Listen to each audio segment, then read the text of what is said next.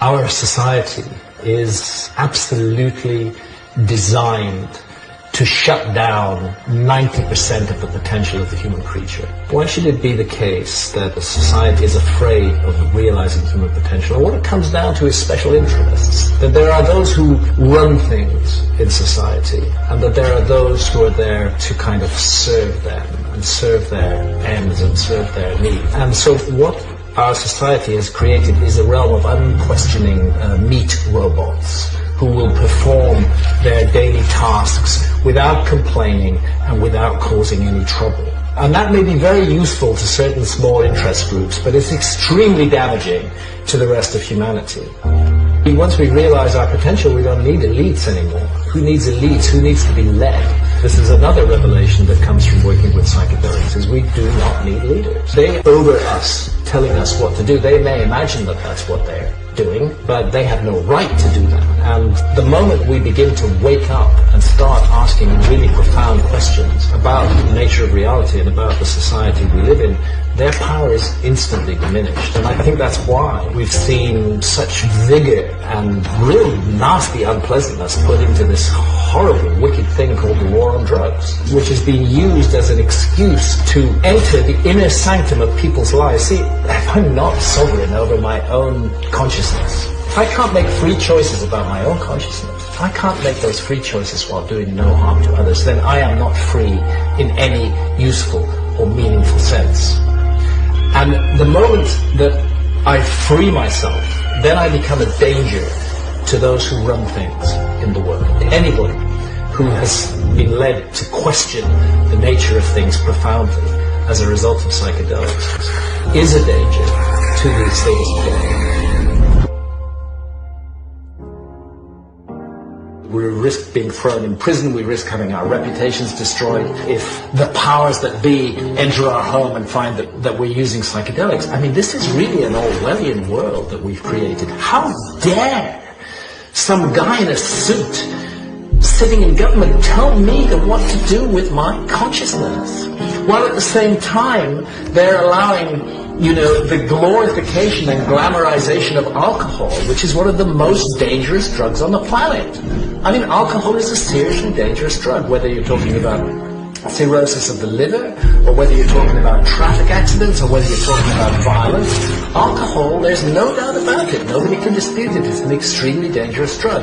So a society that says alcohol's okay, and you can even advertise it, but psilocybin or DMT are not okay, and if you use them, you'll be sent to prison.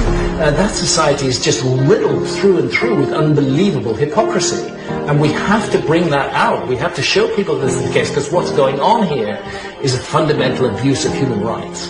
We must be free to make decisions over our own consciousness, always with the proviso that we do no harm to others. And any government, any state agency that attempts to limit our freedom over our own consciousness is itself an agency of darkness and control.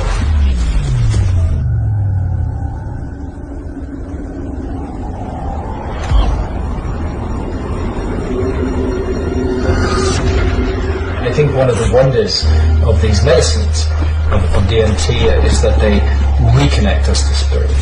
And if there is anything that is desperately needed in modern industrial technological society, it's a reconnection to spirit. That's what's missing. That absence of spirit is why there is so much pain in the world today, and why people are willing to inflict so much suffering on one another.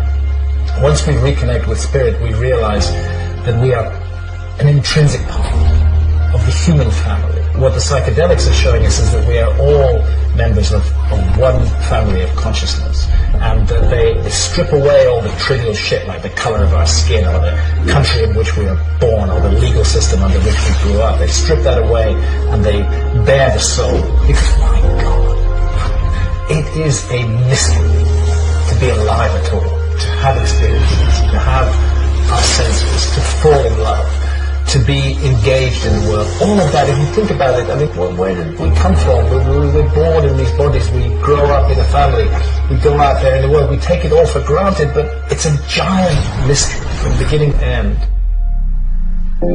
These psychedelics are agents of liberation. I'm not saying they're all perfect and wonderful and good things, but are they agents of liberation that lead us to ask questions that we would never have asked before? Yes, absolutely. And do they lead us to want to be better human beings? Yes, absolutely. And do they lead us to see the faults and the crack lines in our society which have been so carefully papered over? Yes, absolutely.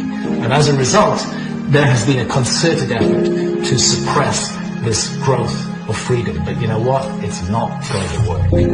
That effort is failing. People are waking up all over the world. Not fast enough yet, not in large enough numbers, but it's happening. It's a small flame. It's growing, and it's going to continue to grow. And humanity will move forward in a positive course. I'm absolutely sure of that, and psychedelics have a great role to play in that journey.